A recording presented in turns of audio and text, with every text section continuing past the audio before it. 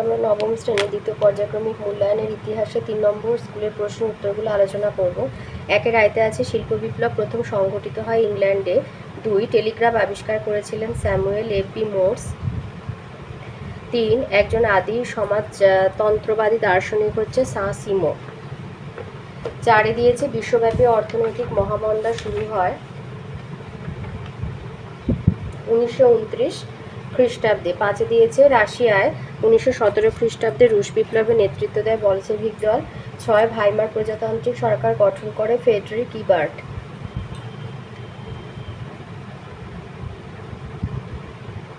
7 আছে ভার্সাই সন্ধি বিরোধিতা করেছিল জার্মানি। 8 কার্বনারি কথার অর্থ হলো জ্বলন্ত অঙ্গারবাহী।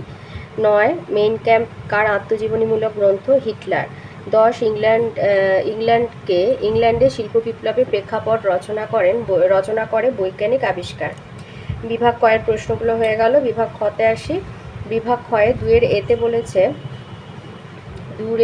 2 এর আয়তে আছে শিল্প বিপ্লবের ফলে উদ্ভূত 2টি নতুন শ্রেণী কী কী ছিল? পুঁজিপতি মালিক শ্রেণী এবং শ্রমজীবী শ্রেণী। 2 দিয়েছে ভার্সাই সন্ধি কবে স্বাক্ষরিত হয়? 1929 খ্রিস্টাব্দে। এটা 1929 খ্রিস্টাব্দের 28শে জুন। 3 মুসোলিনি নেতৃত্বে কোন দল ইটালিতে ক্ষমতায় আসে? ফ্যাসিস্ট দল ইটালিতে ক্ষমতায় আসে। বিতে আছে সত্য বা মিথ্যা নির্ণয় করো। আইতে বলেছে স্পিনিং জেনি আবিষ্কার করেন জেমস ওয়াট। মিথ্যা। 2 আছে রাশিয়ার জাতীয় সভা ডুমা নামে পরিচিত। সত্য। সিতে আছে নিম্নলিখিত বিবৃতিগুলির সঠিক ব্যাখ্যা নির্বাচন করো। আইতে বিবৃতি বলেছে প্রথম বিশ্বযুদ্ধের প্রত্যক্ষ কারণ ছিল সেরাজোভা হত্যাকাণ্ড। ব্যাখ্যা 2 এই হত্যাকাণ্ডকে কেন্দ্র করে অস্ট্রিয়া সার্বিয়াকে আক্রমণ করে। 2 দিয়েছে বিবৃতি দিয়েছে মার্কিন রাষ্ট্রপতি উড্রো উইলসন 14 দফা দাবি ঘোষণা করেন। ব্যাখ্যা 3 হবে বিশ্বের স্থায়ী শান্তি প্রতিষ্ঠা, গণতন্ত্র রক্ষার ইউরোপের পুনর্গঠন করতে। 3 বিবৃতি বলেছে ভার্সাই সন্ধি ছিল দ্বিতীয় বিশ্বযুদ্ধের অন্যতম কারণ। ব্যাখ্যা 3 হবে এই সন্ধির মাধ্যমে প্রতিফলিত হয়েছিল জার্মানির প্রতি মিত্রপক্ষের প্রতিহিংসা পরায়ণ মনোভাব। এবার বিভাগ গতে আসি। 3 আয়তে বলেছে ঘেটো বলতে কি বোঝো? 3 1 নম্বর প্রশ্ন। তো এটা আমি জীবন মুখোপাধ্যায়ের ইতিহাস বই থেকে আমি এটা দিচ্ছি। এটা এই বইয়ের 79 পেজে রয়েছে। একটি শহরের যে প্রান্তে বিভিন্ন কারণে সংখ্যালঘুরা বসবাস করে তাকে ঘেটো বলা হয়। এই ব্যবস্থা প্রথম সম্ভবত ইতালির ভেনিস শহরে চালু করা হয়েছিল ইহুদিদের জন্য। আচ্ছা, এটার জন্য প্রশ্ন মান হচ্ছে যে কোনো 4টে প্রশ্ন 2 নম্বরে 2-3টে বাক্যের উত্তর। তাহলে লিখবে যে একটি শহরে যে প্রান্তে বিভিন্ন কারণে সংখ্যালঘুরা বাস করে তাকে ঘেটো বলা হয়। এই ব্যবস্থা প্রথম সম্ভবত ইতালির ভেনিস শহরে চালু করা হয়েছিল ইহুদিদের জন্য। শহরের প্রান্তে এই স্থানে ইহুদিদের একঘরে করে রাখা হতো। প্রসারিত অর্থে ঘেটো শব্দটি এভাবে কোনো গোষ্ঠীকে আলাদা করে রাখার ব্যবস্থা সম্পর্কে প্রয়োগ করা হয়।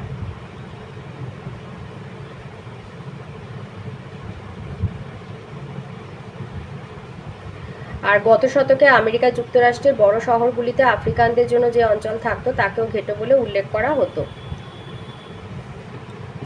2 দিয়েছে দাস ক্যাপিটাল কার লেখা? Karl Marx. আর সুয়েজ খাল কোন 2টি সাগরকে সংযুক্ত করেছিল? লোহিত সাগর আর ভূমধ্য সাগর। 3 দিয়েছে রক্তাক্ত রবিবার কাকে বলে? এটা রায়মার্টিন থেকে দিচ্ছি। রায়মার্টিনের 225 পৃষ্ঠায় রয়েছে।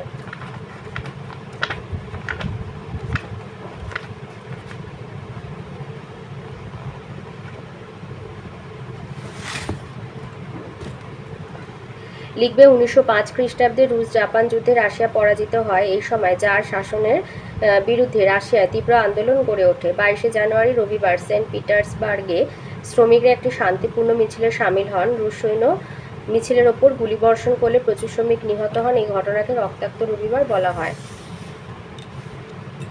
4 নম্বর বলেছে জাতিসংঘ বা লিগ অব নেশনস কবে প্রতিষ্ঠিত হয়? আর 1929 সালের 28শে এপ্রিল। 1919 সালের 28শে এপ্রিল। আর কার নেতৃত্বে স্পেনে একনায়কতন্ত্র প্রতিষ্ঠিত হয়? জেনারেল ফ্রাঙ্কোর নেতৃত্বে। 5 আছে জুলাই রাজতন্ত্র বলতে কি বোঝো?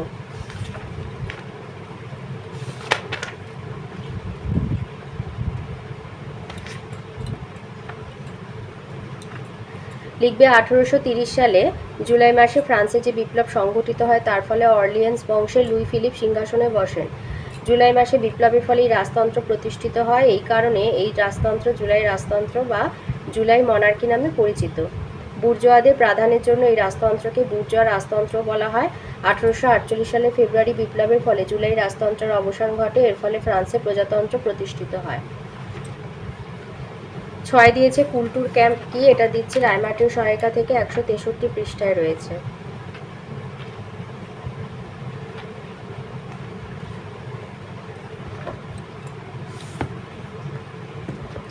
বিসমার্কের সঙ্গে জার্মানির ক্যাথলিক সম্প্রদায়ের সংগ্রাম ইতিহাসে কুলটুর ক্যাম্প বা সভ্যতার সংগ্রাম নামে পরিচিত। বিসমার্ক একাধিক আইন প্রণয়নের মাধ্যমে ক্যাথলিকদের সম্পূর্ণভাবে দমন করতে প্রয়াসী হলে ক্যাথলিকগণ শ্রমিক ও সমাজতন্ত্রীদের সমর্থন ও সহযোগিতায় শক্তিশালী হয়ে ওঠে। বিসমার্ক রাষ্ট্রের নিরাপত্তার স্বার্থে ক্যাথলিকদের সঙ্গে আপোষ মীমাংসা করেন। বিভাগ ঘতে আসি। 4-এর এইগুলো প্রত্যেকটা হচ্ছে যে কোনো দুটো করতে হবে। 4 নাম্বার করে আয়তে দিয়েছে ইংল্যান্ডে প্রথম শিল্প বিপ্লব হয়েছিল কেন, এটা রায়মার্টিনে 203 পৃষ্ঠায় রয়েছে।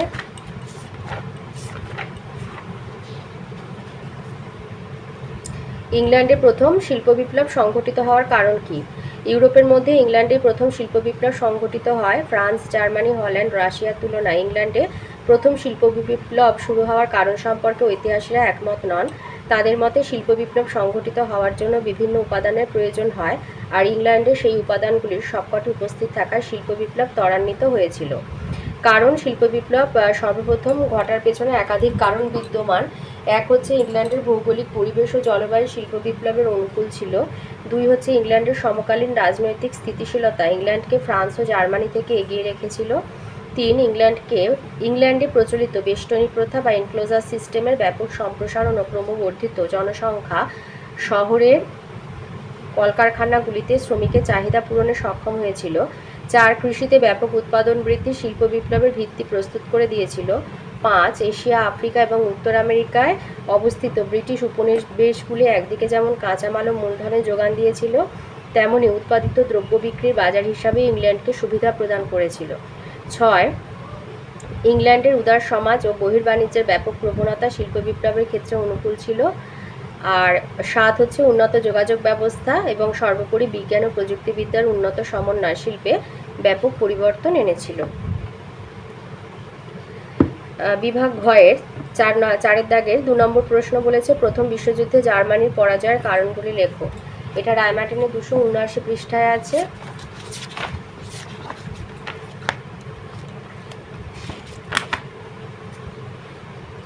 এই যে জার্মানির পরাজয়ের কারণগুলি হলো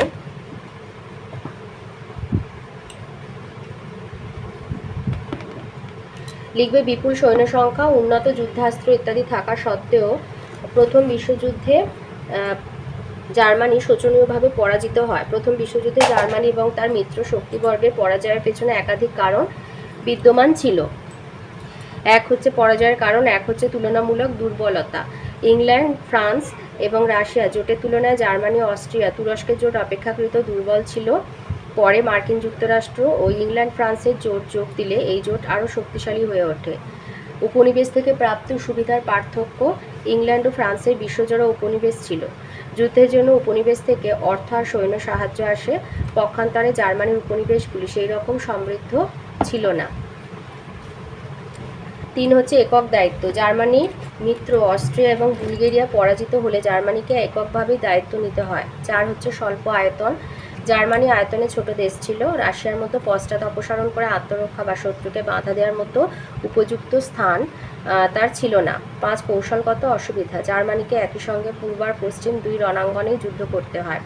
6 হচ্ছে ইউ-বোট প্রতিরোধ ব্যবস্থা, জার্মানি আবিষ্কৃত ইউ-বোট বা ডুবোজাহাজ প্রথম দিকে কার্যকরী ছিল। জার্মানি এই ডুবোজাহাজ ব্যবহার করে শত্রুপক্ষের বহু জাহাজ ডুবিয়ে দেয়, কিন্তু অল্পকালের মধ্যে ইংল্যান্ডের প্রতিরোধ ব্যবস্থা আবিষ্কার করে, তখন ইউ-বোটের কার্যকারিতা কমে যায়।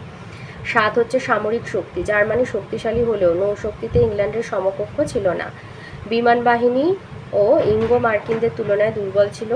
স্থলযুদ্ধের কৌশলও ইঙ্গো ফরাসি বাহিনীর মতো উন্নত ছিল না। ফ্রান্সের সোমের যুদ্ধ আর মার নদীর তীরের যুদ্ধে জার্মান বাহিনী শোচনীয়ভাবে পরাজিত হয়। 8 হচ্ছে শ্রমিক ধর্মঘট, যুদ্ধ চলাকালীন জার্মানির অস্ত্র নির্মাণ ও গোলাবারুদ কারখানায় শ্রমিক ধর্মঘট হয়, এর ফলে উৎপাদন ব্যাহত হয় এবং যুদ্ধক্ষেত্রে রসদের যোগান অনিয়মিত হয়ে পড়ে। এই সমস্ত কারণ জার্মানির পরাজয়ের জন্য দায়ী ছিল। এছাড়া জার্মান জনগণ দীর্ঘমেয়াদী যুদ্ধ আর চাইছিল না, ফলে দেশের ভেতরেই নানা বিক্ষোভ প্রতিবাদ করতে থাকে এবং জার্মানির পরিস্থিতি বৈপ্লবিক হয়ে ওঠে। 4 3 নম্বর প্রশ্ন বলেছে গ্রিসের স্বাধীনতা যুদ্ধের কারণ কি ছিল? গ্রিসের স্বাধীনতা যুদ্ধের কারণ কি? পঞ্চদশ শতকে গ্রিসে এশিয়ার অটোমান তুর্কি মুসলিম শাসকদের আধিপত্য প্রতিষ্ঠিত হয়। দীর্ঘ 4 শতক পর ঊনবিংশ শতকের প্রথম দিকে গ্রিকরা তুরস্কের বিরুদ্ধে স্বাধীনতা আন্দোলন শুরু করে। এর পরিণতিতে তুরস্ক লন্ডনের চুক্তির দ্বারা গ্রিসের স্বাধীনতা মেনে নিতে বাধ্য হয়। যুদ্ধের কারণ বিভিন্ন কারণ ছিল। এক হচ্ছে জাতীয়তাবোধ। তুরস্কের অধীনস্থ অন্যান্য পরাধীন জাতিগুলির তুলনায় গ্রিকরা সরকারি চাকরি, ব্যবসা বাণিজ্য, শিক্ষা প্রভৃতি ক্ষেত্রে বেশি সুযোগ সুবিধা ভোগ করত, ফলে গ্রিকদের মনে এক ধরনের জাতীয়তাবোধ ও শ্রেষ্ঠত্বের মানসিকতার জন্ম হয়। 2 হচ্ছে অত্যাচারী শাসন। গ্রিকদের প্রতি তুর্কি শাসকদের অবিচার, শোষণ, বৈষম্যমূলক কর ব্যবস্থা, সেনাবাহিনীর অত্যাচার প্রভৃতির ফলে গ্রিকরা তুর্কি শাসনের প্রতি বিরক্ত হয়ে উঠেছিল। সাহসী আর যোদ্ধা গ্রিক জাতির পক্ষে এই শাসন মেনে নেওয়া সম্ভব ছিল না। 3 হচ্ছে বৌদ্ধিক চেতনা। অষ্টাদশ শতক নাগাদ বিভিন্ন গ্রিক কবি, সাহিত্যিক প্রমুখ নিজেদের সংস্কৃতি আর ঐতিহ্য সম্পর্কে গ্রিক জাতিকে অবহিত করেন, ফলে এই সময় গ্রিসে এক বৌদ্ধিক চেতনার বিকাশ ঘটে এবং তারা নিজেদের স্বাধীনতা সম্পর্কেও সচেতন হয়ে ওঠে। 4 ফরাসি বিপ্লবের প্রভাব। ফরাসি বিপ্লব প্রসূত বিভিন্ন আধুনিক ভাবধারা গ্রিকদের যথেষ্ট অনুপ্রাণিত করে। এই আধুনিক ভাবধারাগুলির প্রভাবে তারা তুরস্কের অধীনতা ছিন্ন করতে তৎপর হয়। এবার বিভাগ উন্নতে আসি। বিভাগ উন্নতি রয়েছে 3টে প্রশ্ন, যার প্রত্যেকটা মান হচ্ছে 8 নম্বরের করে। যে কোনো একটা করতে হবে। তো একে দিয়েছে 5-এর আয়তে আছে প্রথম বিশ্বযুদ্ধের কারণগুলি সংক্ষেপে আলোচনা করো। প্রথম বিশ্বযুদ্ধের কারণ হচ্ছে মানব সভ্যতার ইতিহাসে যেসব বিপর্যয়কর ঘটনা ঘটেছিল তার মধ্যে অন্যতম ছিল প্রথম বিশ্বযুদ্ধ। প্রথম বিশ্বযুদ্ধ 1914 খ্রিস্টাব্দ থেকে 1918 খ্রিস্টাব্দ পর্যন্ত চলেছিল। 1914 খ্রিস্টাব্দে সেরাজেভো হত্যাকাণ্ডকে কেন্দ্র করে প্রথম বিশ্বযুদ্ধের সূচনা হয়। কারণ হচ্ছে প্রথম বিশ্বযুদ্ধের কারণগুলিকে আমরা দুভাগে ভাগ করতে পারি, পরোক্ষ কারণ আর প্রত্যক্ষ কারণ। পরোক্ষ কারণ হচ্ছে বলকান জাতীয়তাবাদ। বলকান অঞ্চলে জাতীয়তাবাদী আশা আকাঙ্ক্ষা প্রথম বিশ্বযুদ্ধের অন্যতম কারণ ছিল। সার্বিয়া ছিল বলকান অঞ্চলের সর্বস্লাভ আন্দোলনের নেতৃস্থানীয়, তাই সার্বিয়া চাইছিল তার নেতৃত্বে স্লাভ রাষ্ট্রগুলি ঐক্যবদ্ধ হোক, কিন্তু অস্ট্রিয়া স্লাভ জাতি অধ্যুষিত বসনিয়া আর হার্জেগোভিনা নিজ সাম্রাজ্যভুক্ত করে রেখেছিল। বসনিয়া এবং হার্জেগোভিনার অধিবাসীরা অস্ট্রিয়ার কবল থেকে মুক্ত হওয়ার জন্য উদ্গ্রীব ছিল। 2 হচ্ছে ইউরোপের অতৃপ্ত জাতীয়তাবাদ। ইউরোপের অতৃপ্ত জাতীয়তাবাদ প্রথম বিশ্বযুদ্ধের পটভূমি রচনা করেছিল। জার্মানি 1870 খ্রিস্টাব্দে ফ্রান্সের কাছ থেকে আলসাস ও লোরেন দখল করেছিল, কিন্তু ফ্রান্স আলসাস ও লোরেন ফিরে পেতে উদ্গ্রীব ছিল। এছাড়া বুলগেরিয়া, রোমানিয়া আর ম্যাসিডোনিয়ায়ও বিভিন্ন কারণে ক্ষুব্ধ ছিল। উগ্র জাতীয়তাবাদ। ঊনবিংশ শতাব্দীর শেষ দিক থেকে ইউরোপীয় রাষ্ট্রগুলির উগ্র জাতীয়তাবাদ বিশ্বযুদ্ধের পরিবেশ রচনা করেছিল। এই সময় ইউরোপের প্রায় সব জাতি নিজেদের শ্রেষ্ঠ বলে মনে করত এবং একে অন্যের ওপর কর্তৃত্ব প্রতিষ্ঠা করতে চাইত। জার্মানরা টিউটন জাতির, ইংরেজরা অ্যাংলো স্যাক্সন জাতির সভ্যতার শ্রেষ্ঠত্ব প্রতিষ্ঠায় সচেষ্ট হয়েছিল। তারপরে হচ্ছে সাংবাদিক এবং দার্শনিকদের ভূমিকা। প্রথম বিশ্বযুদ্ধে নেপথ্যে সাংবাদিক আর দার্শনিকদের গুরুত্বপূর্ণ ভূমিকা ছিল। এই সময় সংবাদপত্রগুলিতে মিথ্যা, বিকৃত আর দায়িত্বজ্ঞানহীন সংবাদ পরিবেশিত হতো, ফলে জনগণের মধ্যে সন্দেহ, অবিশ্বাস আর উন্মাদনার সৃষ্টি হয়েছিল। দার্শনিকরাও অনেক সময় তাদের মতবাদ দ্বারা জনগণকে প্রভাবিত করতেন। বাণিজ্যিক আর ঔপনিবেশিক প্রতিযোগিতা। প্রথম বিশ্বযুদ্ধের অন্যতম কারণ ছিল ইউরোপীয় রাষ্ট্রগুলির মধ্যে বাণিজ্যিক আর ঔপনিবেশিক প্রতিদ্বন্দ্বিতা। ইউরোপের রাষ্ট্রগুলি নিজ নিজ দেশে উৎপাদিত সামগ্রী বিক্রির বাজারের চাহিদা এবং শিল্পের উপযোগী কাঁচামাল সংগ্রহের জন্য এই সময় উপনিবেশ দখলের প্রতিযোগিতা শুরু করেছিল। ফ্রান্স জার্মান প্রতিদ্বন্দ্বিতা। প্রথম বিশ্বযুদ্ধের অন্যতম কারণ ছিল ফ্রান্স জার্মান প্রতিদ্বন্দ্বিতা। সেডানের যুদ্ধে বিসমার্ক ফ্রান্সের কাছ থেকে আলসাস ও লোরেন ছিনিয়ে নিয়ে জার্মানির ঐক্য সম্পূর্ণ করেছিলেন, কিন্তু ফ্রান্স আলসাস ও লোরেন ফিরে পাওয়ার জন্য উদ্গ্রীব ছিল বলে উভয়ের মধ্যে যুদ্ধ অনিবার্য হয়ে পড়েছিল। সামরিক প্রস্তুতি। ইউরোপের বিভিন্ন রাষ্ট্রগুলির অস্ত্র নির্মাণের প্রতিযোগিতা আর সামরিক প্রস্তুতির পরিণতি ছিল প্রথম বিশ্বযুদ্ধ।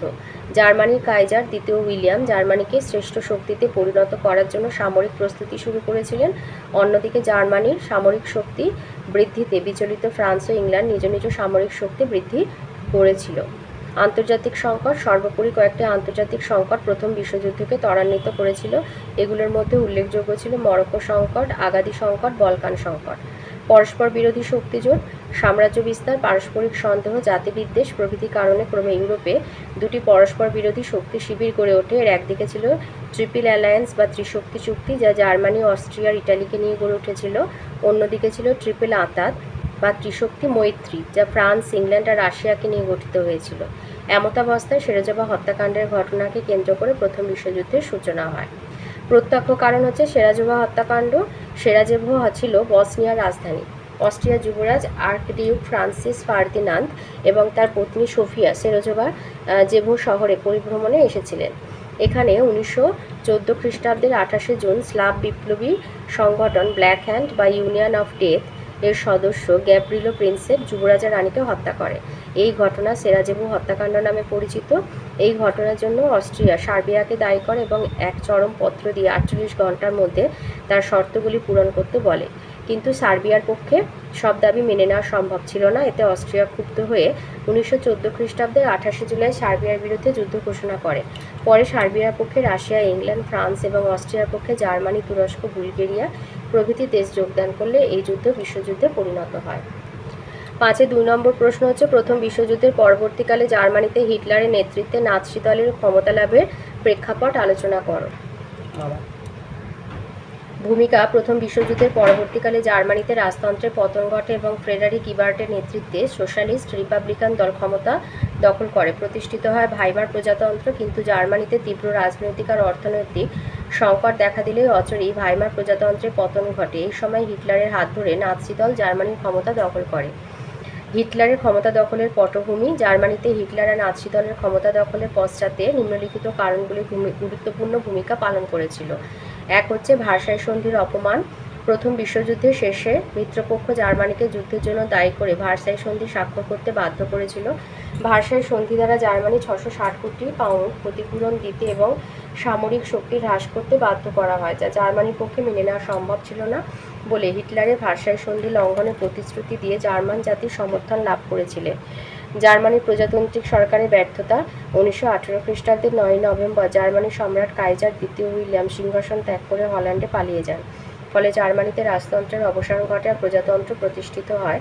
কিন্তু এই প্রজাতান্ত্রিক সরকারের ভার্সাই সন্ধি স্বাক্ষর জার্মানি জাতি মেনে নিতে পারেনি। অর্থনৈতিক সংকট। ভাইমার প্রজাতন্ত্রের আমলে জার্মানিতে আর্থিক সংকট তীব্র আকার ধারণ করে। ভার্সাই সন্ধির বিপুল ক্ষতিপূরণের বোঝা প্রথম বিশ্বযুদ্ধ পরবর্তীকালে দ্রব্যমূল্য বৃদ্ধি, বেকারত্ব, খাদ্যাভাব প্রভৃতি জার্মান জনজীবনকে বিধ্বস্ত করে দেয়। এমনকি 30-এর দশকে বিশ্বব্যাপী মহামন্দাও জার্মানিকে প্রবলভাবে আঘাত করে। এই অবস্থায় হিটলার দেশবাসীকে প্রতিশ্রুতি দেন যে তিনি ক্ষমতায় এলে বেকারদের চাকরি দেবেন এবং অর্থনীতিকে মজবুত করে গড়ে তুলবেন। জার্মানিবাসীর নায়কতন্ত্রী শাসনের প্রতি আকর্ষণ। 1919 থেকে 1928 খ্রিস্টাব্দের মধ্যে জার্মানিতে প্রায় 15টি মন্ত্রিসভা ক্ষমতায় আসে এবং প্রত্যেকটি উদ্ভূত পরিস্থিতি মোকাবিলায় ব্যর্থ হয়। ফলে পরবর্তী আর্থিক আর পররাষ্ট্রনীতিগত সংকট মোকাবিলায় জার্মানিবাসীরা একনায়কতন্ত্রের উদ্ভাবের প্রতি আকৃষ্ট হয়। তাছাড়া জার্মানিবাসীদের গণতান্ত্রিক সংসদীয় ব্যবস্থার প্রতি বিশেষ আস্থাও ছিল না। কমিউনিস্ট বিরোধিতা। জার্মানিতে স্পার্টাকান বা কমিউনিস্টরা কৃষক শ্রমিক আন্দোলনের মাধ্যমে বিভিন্ন শিল্প কারখানাগুলিতে ধর্মঘট শুরু করে। এতে শিল্পপতি সহ সাধারণ জনগণ ভীত হয়। ফলে জার্মানিতে কমিউনিস্ট আর সমাজতন্ত্রীদের শক্তি বৃদ্ধিতে আত্মপ্রকৃত হয়ে তারা নাৎসিদের সমর্থন করে। হিটলারের সুযোগ্য নেতৃত্ব।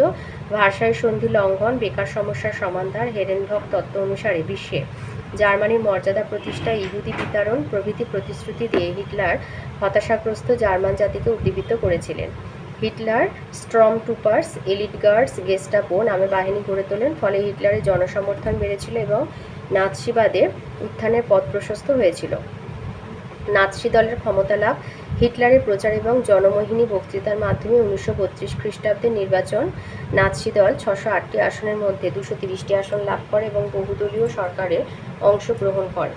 পরবর্তী সময়ে নির্বাচনে নাৎসি দল একক সংখ্যাগরিষ্ঠতা অর্জনে ব্যর্থ হয়ে জোট সরকারে যোগ দেয়। কিন্তু জার্মান সংসদের এক বিশেষ আইন বলে হিটলার আইন প্রণয়ন এবং শাসন পরিচালনার ক্ষমতা লাভ করেন। প্রেসিডেন্ট হিডেনবুর্গের দুর্বলতার মৃত্যু। প্রেসিডেন্ট হিডেনবুর্গের দুর্বলতা হিটলারের উত্থানের সহায়ক হয়েছিল? হিডেনবুর্গ প্রাক্তন চ্যান্সেলর পেপেনের পরামর্শে হিটলারকে চ্যান্সেলর পদ গ্রহণে আহ্বান জানিয়েছিলেন। হিডেনবুর্গের মৃত্যুর পর হিটলার চ্যান্সেলর ও প্রেসিডেন্টের সব ক্ষমতা করায়ত্ত করে জার্মানির সর্বময় কর্তা বা ফিয়েরার হয়েছিলেন। উপসংহার: এইভাবে জার্মানিতে হিটলার আর নাৎসিবাদের উত্থান ঘটে। হিটলারের নাৎসি দল জার্মানিতে জনপ্রিয় হয়ে ওঠে। ক্ষতিগ্রস্ত নিম্ন মধ্যবিত্ত শ্রেণী এবং হতাশাগ্রস্ত যুব সমাজ তার অন্ধ সমর্থকে পরিণত হয়। তিনি ব্যর্থ অভ্যুত্থানের দায়ে কারারুদ্ধ হন এবং কারাগারে বসে মেইন ক্যাম্প রচনা করেন। কারামুক্ত হয়ে তিনি তার প্রচার আর জনমোহিনী বক্তৃতার মাধ্যমে নাৎসি দলকে জনপ্রিয় করে তোলেন। 5-এ 3 নম্বর প্রশ্ন বলেছে 1848 খ্রিস্টাব্দে ফেব্রুয়ারি বিপ্লবের কারণ ও গুরুত্ব লেখো। আচ্ছা, ফেব্রুয়ারি বিপ্লবের কারণ ও গুরুত্ব এটা 127 পাতায় আছে। 1830 খ্রিস্টাব্দে জুলাই বিপ্লবের মাধ্যমে লুই ফিলিপ ক্ষমতায় অধিষ্ঠিত হন। জুলাই বিপ্লবের ফলে তার প্রতিষ্ঠিত হয় রাজতন্ত্র, জুলাই মনার্কি নামে পরিচিত হয়। এই জুলাই মনার্কি ফরাসিদের আশা প্রত্যাশা পূরণ করতে পারেনি। মাত্র 18 বছরের মধ্যে গণরসের রাজতন্ত্রের পতন ঘটে। জুলাই রাজতন্ত্রের পতনে অথবা 1848 খ্রিস্টাব্দে ফেব্রুয়ারি বিপ্লবের একাধিক কারণ লক্ষ্য করা যায়। এক হচ্ছে সমস্ত রাজনৈতিক দলের বিরোধিতা। প্রথম থেকেই লুই ফিলিপ কোনো রাজনৈতিক দলের সমর্থন পাননি। দক্ষিণপন্থী ন্যায্য অধিকার সমর্থক লেজিটিমিস্টরা ফ্রান্সের সিংহাসনে লুই ফিলিপের অধিকারকে অবৈধ বলে মনে করত। বামপন্থী প্রজাতান্ত্রিক দল ও সমাজতান্ত্রিক দলগুলি জুলাই রাজতন্ত্রের তীব্র বিরোধী ছিল। মধ্যপন্থীরা লুই ফিলিপের মধ্যপন্থা নীতি এবং শ্রমিক কল্যাণ বিরোধী নীতিতে, আর বোনাপার্টিস্ট দল ফিলিপের অগৌরবজনক পররাষ্ট্র নীতিতে হতাশ হয়। 2 হচ্ছে বুর্জোয়া রাজতন্ত্র। লুই ফিলিপ বুর্জোয়া স্বার্থ রক্ষা করে শাসনকার্য চালাতেন। তার শাসন ব্যবস্থায় উচ্চবিত্ত ভূস্বামী, বণিক আর শিল্পপতিদের স্বার্থ রক্ষিত হয়। প্রতিনিধি সভার সদস্য হওয়ার এবং ভোটদানের অধিকার কেবলমাত্র বিত্তশালী শ্রেণীর মধ্যে সীমাবদ্ধ রাখেন তিনি। এইভাবে গণতন্ত্রের পরিবর্তে স্থাপিত হয় গোষ্ঠীতন্ত্র। লুই ফিলিপের স্বৈরাচারী নীতি। জুলাই বিপ্লবের ফলে লুই ফিলিপ ফ্রান্সের সাংবিধানিক রাজা হিসাবে শপথ নিয়েছিলেন, কিন্তু বাস্তবে তিনি স্বৈরশাসন কায়েম করেন। পরিণামে জনগণ হতাশ হয়ে পড়ে এবং তাদের এই হতাশায় পুঞ্জীভূত হয়ে প্রকাশ পায় ফেব্রুয়ারি বিপ্লবে। শ্রমিক অসন্তোষ। ফ্রান্সের শ্রমিকদের অবস্থা ছিল অবর্ণনীয়। কাজের অনির্দিষ্ট সময়সীমা, স্বল্প মজুরি, অস্বাস্থ্যকর পরিবেশ শ্রমিকদের অবস্থাকে দুর্বিষহ করে তুলেছিল। শ্রমিকদের কল্যাণ সাধনের জন্য জুলাই রাজতন্ত্র কোনো ব্যবস্থা গ্রহণ করেনি। সেন্ট সাইমন, লুই ব্লাঙ্ক প্রমুখ সমাজতন্ত্রীরা শ্রমিকদের সমর্থনে এগিয়ে আসেন এবং রাজতন্ত্র বিরোধী আন্দোলন শুরু হয়। দুর্বল পররাষ্ট্রনীতি। লুই ফিলিপের পররাষ্ট্রনীতির মূল লক্ষ্য ছিল বৈদেশিক ক্ষেত্রে যুদ্ধ এড়িয়ে চলা এবং যে কোনো মূল্যে শান্তি বজায় রাখা। অভ্যন্তরীণ ও পররাষ্ট্র উভয় নীতির ক্ষেত্রে মধ্যপন্থা অবলম্বন করায় সাধারণ মানুষের আস্থা অর্জনে তিনি ব্যর্থ হন। অর্থনৈতিক সংকট। 1846 থেকে 1847 খ্রিস্টাব্দ এবং 1847 খ্রিস্টাব্দ পরপর 2 বছর অনাবৃষ্টির ফলে কৃষি উৎপাদন দারুণভাবে ক্ষতিগ্রস্ত হয়। ফলে বেকার সমস্যা বৃদ্ধি পায়, খাদ্য সংকট তীব্র হয় এবং শ্রমিকদের দারিদ্র্য চরমসীমায় পৌঁছায়। আর্থিক সংকট নিরসনে রাজা ব্যর্থ হলে রাজতন্ত্রের পতন ঘটাতে জনগণ তৎপর হয়ে ওঠে। ফলে দেশের নানান অঞ্চলে বিদ্রোহ শুরু হয়। প্রত্যক্ষ কারণ ও বিপ্লবের সূচনা। 1848 খ্রিস্টাব্দের 22শে ফেব্রুয়ারি ভোটাধিকার সম্প্রসারণের দাবিতে প্যারিসের ময়দানে এক কেন্দ্রীয় সমাবেশের আয়োজন করা হয়। প্রধানমন্ত্রী গিজো এই সমাবেশকে নিষিদ্ধ বলে ঘোষণা করেন। ক্ষুব্ধ জনতায় গিজোর বাসভবন আক্রমণ করলে তার দেহরক্ষীর গুলিতে 23 জন নিহত হয়। এই ঘটনার প্রত্যুত্তরে বিক্ষুব্ধ জনতা অবিলম্বে লুই ফিলিপের পদত্যাগ দাবি করে। লুই ফিলিপ তার পৌত্রের হাতে সিংহাসনের দায়িত্বভার অর্পণ করে ইংল্যান্ডে পালিয়ে গেলে রাজতন্ত্রের অবসান হয় 1848 খ্রিস্টাব্দের 24শে ফেব্রুয়ারি। ফ্রান্সে প্রজাতান্ত্রিক দল আর সমাজতান্ত্রিক দল মিলিতভাবে সরকার গঠন করে।